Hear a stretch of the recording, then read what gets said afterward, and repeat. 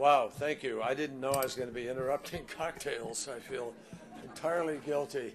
It's okay if you don't eat, but not drinking is really serious. Thank you very, very much. It's sort of complicated to parachute in like this and then race off. I think I'm hearing music accompanying my speech, which is interesting. Beg your pardon? The Heavenly Choir. It's fine by me, as long as it's not calling me somewhere. But I'm really grateful. Evan, thank you so much for a very generous introduction, and I know I'm all that stands between all of you and dinner, so I will be try to be respectful of that. On the other hand, this is an important gathering for an important effort, and I want to be very clear to everybody about why that is. Let me start by thanking the U.S. ASEAN Business Council. I want to congratulate you on an extraordinary 30 years. To get an understanding of why this organization has been so successful, you only have to look to your right, look to your left, look at the leadership, the businesses that are represented here. I just came from a small reception of a number of the folks who are sponsoring it. But Evan, Alex Friedman, the President and CEO, others, U.S. ABC has some of the best and brightest businesses that are participating in not just this evening, but in the ongoing enterprise of ASEAN efforts. And I thank all of you for your partnership over the years. It's also a pleasure to be among a lot of familiar faces. I was walking around, and from where I'm standing, there's a whole bunch of the State Department is here. Fair warning, I don't care how much champagne you drink tonight, you just got to be at work tomorrow morning. Let me just quickly take this opportunity, if I can, to embarrass somebody who's in the audience tonight. And he's one of the most important people on my team, and I'm talking about Assistant Secretary for East Asia and Pacific, Danny Russell, who's standing right over here. When I first became Secretary, President Obama and I sat down to talk about his priorities, among them the Asia rebalance. And we realized that we really needed somebody who had the respect of people in the region, who knew the region intimately, and had the relationships, which are a critical part of any kind of effort in East Asia, as all of you know. And there was never a doubt in President Obama's mind or my mind who that person had to be. He had worked very closely with Danny in the White House, the President had, and Danny was actually one of the architects of the rebalance. So before too long, I got to know Danny a lot better. I'd only known him, parenthetically. But I'll tell you, there are few people who understand the region better than he does. He lives it and he breathes it. It's a mantle that he wears on his shoulders and carries with him all the time, and he loves it. And a year or two ago, just to prove this, I was walking through the White House one day, and I passed the Situation Room, and I saw Danny sitting across from Henry Kissinger. So I popped my head in, and I say, "Henry, you're giving Danny a briefing on Asia. That's great." And he turned to me and said, "No, John, Danny's the one briefing me." Very, very, and it's true, actually. That's Danny, and there's nobody better to drive our policy forward. I'm also very, very delighted that tonight there are so many members of the Diplomatic Corps who are here. Thank you all for coming. I've met with a number of the ambassadors just as I walked in, and others. Our ASEAN partner nations are here in the audience. And I had an opportunity just the other day in New York at this massive speed dating exercise we get involved in New York called UNGA, the UN General Assembly. So I met with all of the foreign ministers from the region there. We had a session in the evening, several hours. And I also met with our terrific U.S. ambassador to ASEAN, Nina Hachigian, and I think she's here somewhere. Nina, why don't you raise your hand? There she is, our new ambassador, right here, folks. She's got a brother she's marrying off, and the minute she got rid of him, she's heading out there, right? All right. As I told everybody on Friday, ASEAN really is front and center in the region's multilateral architecture, and we want it to remain there. ASEAN is central to upholding the rules-based system throughout the Asia-Pacific, and is the best way to ensure that countries, big and small, are going to have a voice as we work together to address the challenges that maritime security present, climate change presents, food security presents, not to mention just working our way through the complicated differentials between countries and barriers, non-tariff barriers, the different impediments to doing business. And it's critical because this group actually is creating significant economic opportunities. And the members who are here are helping to foster a very different playing field, which is critical. And I thank all of you for your partnership in that effort. Lastly, I'm particularly excited to be among a lot of America's elite business leaders, heading up some of the most innovative and exciting businesses in the world, and that includes our own Assistant Secretary for Economic and Business Affairs, Charlie Rifkin, who I saw somewhere. There he is right there. We actually had to call Charlie back from Paris, where he'd been serving as ambassador for a number of years, so he could focus full-time with me on advancing our economic agenda. And the reason we picked Charlie to lead our efforts and to promote American business abroad is very simple. Not a lot of assistant secretaries have been CEO of a billion-dollar company, and a U.S. ambassador at the same time overseeing a bilateral relationship that clears $1 billion in business transactions every day. I might add that diplomacy is also in his blood, because his father, William Rifkin, was one of our finest ambassadors. He served in Luxembourg and Senegal, and Charlie has proven himself more than worthy of his father's legacy. And we couldn't be happier than to have him part of our team. So, Charlie, thank you for taking on this job. And the team includes Undersecretary Kathy Novelli, who also came from the private sector from Apple, and Ambassador David Thorne, who became an ambassador from the private sector, and Scott Nathan, who has been a who's been engaged in finance and funds, very, very successful in Boston, and who has joined our team. So we have a team that understands your challenges. They understand what it means to try to start a business, grow a business, open more opportunities, and get your decisions rapidly and get government out of the way as you try to do that, except to the degree that government can help you move forward. So with so much focus on the challenges that are confronting us today, from ISIL to Ebola, to Ukraine, to Iran, to Syria, and you can run the list, Afghanistan, it can be easy to miss the fact that there are also unprecedented opportunities staring us in the face at this moment, particularly when it comes to business and economic growth. And each and every business leader in this room would tell you that few regions in the world are as ripe for those opportunities as Southeast Asia. Many of you have been involved in this region for decades. US ABC includes some of the very first American businesses to open up shop in the ASEAN states. So you know better than anybody how dramatic the region's transformation has been. I will personally never forget my first visit back to Vietnam as a civilian and as a senator in 1991. And I watched with great excitement, because I was down in the south of Vietnam in prior years, never in the north. The north we looked at with great sort of trepidation, except for the pilots who obviously flew over it. And as I flew into Hanoi, I looked down and I could see all kinds of craters from bombs that had been dropped. This is in 1991. And I noticed the streets, as I drove in along the river. It was a very narrow road. The main highway had not yet been built. There was some construction going on. The streets were filled, chock-a-block full of bicycles. Bicycles and bicycles. No cars. Very few cars. There were few motorcycles. Very few tall buildings.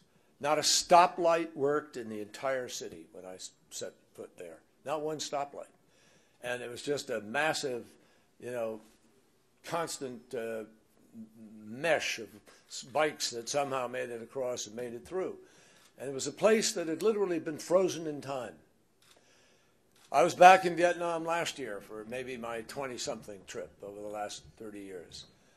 and I'm sure many of you have experienced this as well, it just stuns you how far things have moved in this span of time. The energy in Vietnam today is absolutely remarkable, and the transformation is nothing short of amazing.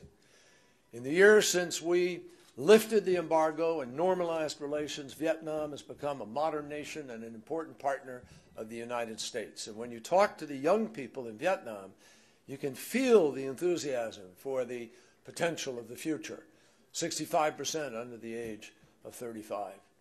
This isn't just Vietnam's story. This dynamism, energy, transformation, similar stories can be told throughout Southeast Asia. I was at the Malaysian entrepreneurial fair that they had last year, summit, and it was just stunning. 15,000 kids, cheering like at a rock concert, excited about entrepreneurial activity and possibilities. And the year, in 1984, that was the year that the USABC was founded, the annual GDP of the 10 countries that are now ASEAN was about $220 billion in today's dollars. Today, that GDP has grown more than 10 times over to more than $2.4 trillion. Now, it's not a coincidence that President Obama and the Secretary of Commerce, Penny Pritzker, and U.S. Trade Representative Mike Froman and I have all individually made a trip to one or more of the ASEAN states just within the past 6 months. Roughly $100 billion of exports to Southeast Asia every year, and every year that supports millions of jobs both there in the region as well as right here on our own shores. Now, I don't need to convince you, probably most of the leaders here, of these enormous opportunities, but for the folks who are tuning in tonight to understand what this is about, I want them to understand that enormous business opportunities exist throughout ASEAN, and all of you here are already the choir, so I don't need to preach further. I don't need to remind you also that our embassies are there to help you, and I want you to understand that. From the ambassadors on down, we have a number of the ambassadors here tonight representing the countries of ASEAN. I know many of your businesses work with our ambassadors every single day. We've worked to bring about $1 billion in business deals throughout the ASEAN region, including the largest in billions, multiple billions, which we've been working towards, including the largest single commercial aircraft sale in Boeing's history to Indonesia's Lion Air. And our then ambassador, Scott Marciel, played a critical role in helping Boeing to secure that deal, which ultimately is worth almost $23 billion. So what we need to focus on today is how do we make sure this growth continues? As you sit around your tables tonight, as you enjoy this dinner, as you think about the next years, think about that, because it's not a given. There are still many places in the region where steep tariffs and unclear rules of the road breed uncertainty and stifle the flow of goods and ideas, and that will tampen down the capacity to keep on keeping on what we're doing. There are places where businesses don't have access to the financing that they need to get off the ground, where infrastructure challenges, like crumbling roads and inadequate internet and inconsistent power grids, prevent businesses from reaching markets. Now, we can't, I certainly can't, I don't know anybody here who can just wave a magic wand and address all of these challenges tomorrow. But there are steps that we can take together in order to help bring about a more prosperous future for both the United States and our ASEAN partners. And I'll be very, very quick. First and foremost, as any business leader would agree, freer markets create more opportunity, more competition, more growth, more dynamism, and more innovation. And we need to do more to open up trade and investment in every corner of the globe, and particularly in that region. Every one of you knows the enormous difference that the Trans-Pacific Partnership Agreement, one that includes a number of ASEAN countries, could make. Just this afternoon, I hosted a lunch with Vietnam's Deputy Prime Minister, Foreign Minister Pham Binh Minh. And we spoke at length about the potential of this agreement and how urgently we need to get it off the ground, and he agreed. The TPP is a state-of-the-art 21st century trade agreement that will connect more than 40% of the global GDP and 1/3 of global trade. and it raises the standards. It brings everybody up, not a race to the bottom. It's consistent with our shared economic interests and our shared strategic interests, and it's rooted in our shared values. And it's about promoting stability in this dynamic region and also establishing a fair and transparent framework that enables countries throughout the region to deepen their economic integration and grow in harmony. And we need to make it happen, folks. And we can't do it without you. We need you to help make the case for TPP with the Congress and with the American people. And we need you to make the phone calls and set up the meetings and do all you can to get Capitol Hill on board. And this is a battle we need to prepare for, and it's a battle we absolutely need to win. Second, we need to make sure that the leaders of the future are getting the training and the education that they need in order to thrive in a growing economy. About 65%, as I said, of the population of ASEAN region is under the age of 35. And these young people are innovative, creative, and they're eager to contribute their ideas and energy to improve not only their own lives, but the lives of others in their communities and their country. I've seen this firsthand in Malaysia, in the Philippines, and Indonesia on every trip I've taken to Southeast Asia. And that's why we are investing in programs like President Obama's Young Southeast Asian Leaders Initiative, the YSEALI, as it's known. Through YSEALI, every year we bring young men and women from Southeast Asia to universities in the United States where they can receive training, deepen their knowledge about regional issues and experience and perspectives. This year's YSEALI class includes women like Soyeon Sarun from Cambodia. She's an aspiring social entrepreneur who co-authored a handbook for high school graduates to plan for their career paths in hopes that she will help her community become more self-sufficient and less dependent on foreign aid. She's a remarkable young woman. And we need to make sure that others like Sovan have the opportunities they need to make the mark on their communities and that their energy is harnessed in a completely positive way. Third, and this is especially important, we need to do more at the State Department to make sure that the U.S. government and the U.S. business community are working with one another, not against one another. I tell every Foreign Service officer that they are, each and every one of them, an economic officer. No kidding. That's how we have to think. And we need to show the world that the State Department means business, literally. We're planning to do this by expanding what we call detail opportunities with the private sector. Department employees spend a year working with our private sector partners so they can get a better understanding of the business world and what's needed from government for when they return. And we're developing similar programs that will bring folks from the private sector to the State Department on detail as well, so the bureaucracy can benefit from their entrepreneurial worldview. But all of us in government and business alike have to keep in mind that the true measure of our success is going to be whether our economies continue, is not whether they continue to grow, but it's how they grow. If we make the correct choices in the months and years to come, U.S. trade and investment has the potential to create shared prosperity up and down the food chain. Growth that's sustainable and environmentally friendly, wealth that lifts up communities and creates opportunity, and there's enormous amounts of jobs for the United States and for all of our partner nations. And on top of that, if we commit high standards when it comes to business practices, we absolutely encourage this race to the top, which I think every one of you understands with globalization is at risk. So we need a race to the top from companies all around the world, and I think that's a race that we can win. So all of us at the State Department know well that in the 21st century, a nation's interests and the well-being of its people are advanced not just by troops and diplomats, but also by entrepreneurs and executives in ways that are really quite significantly different from prior centuries. It is happening by virtue of the businesses that they build and the workers that they employ and the students that they train, and ultimately the shared prosperity that they create. I say it all the time.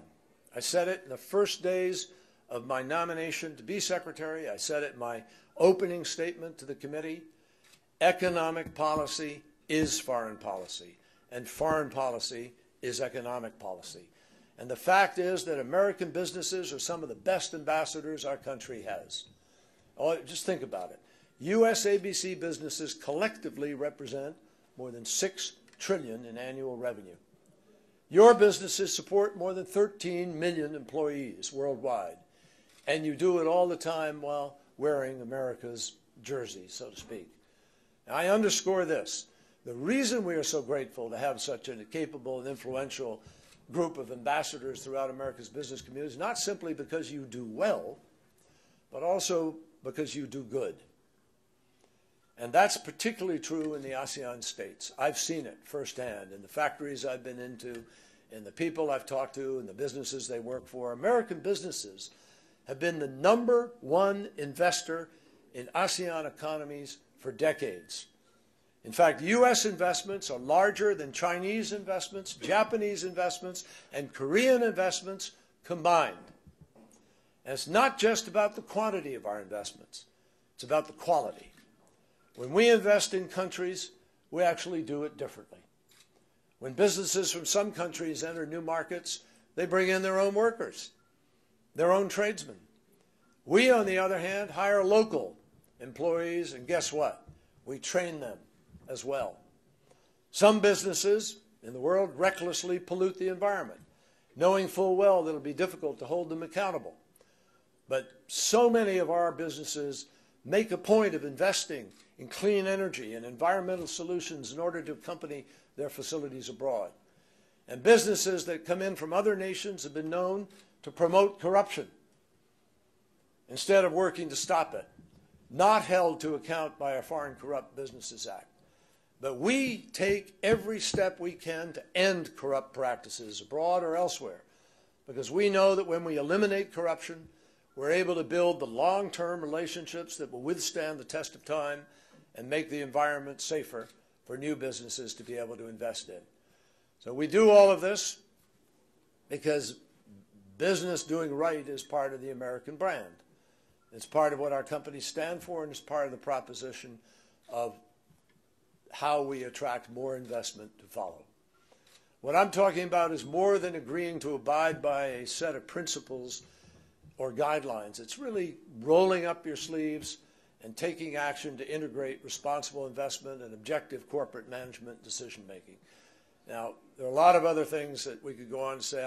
I said I wouldn't go on longer than I meant to, but I want to just emphasize to everybody here that the real excitement that comes with this is watching these countries go through these amazing transformations. I am nothing less than stunned by what has happened, the transformation taking place. I have absolute confidence that as we go forward in these next years, the differences between our nations, even as we respect cultures and history, but differences will evaporate in the way that people have fears and that they suspect people from abroad. There'll be a unity because everything in the world is different today.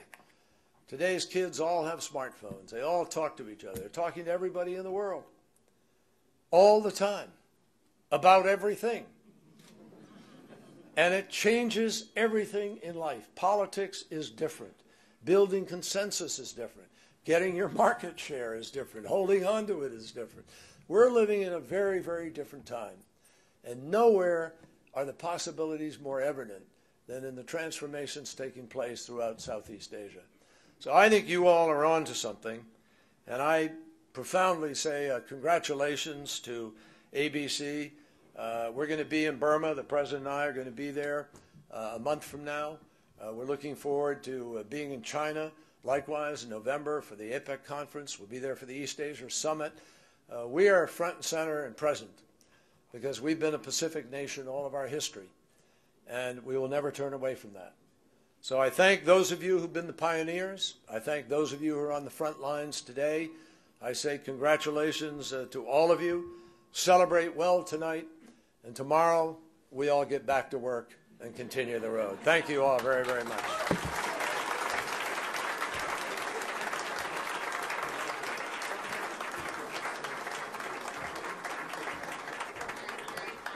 What a great way to start our 30th anniversary. Thank you very much, Mr. Secretary.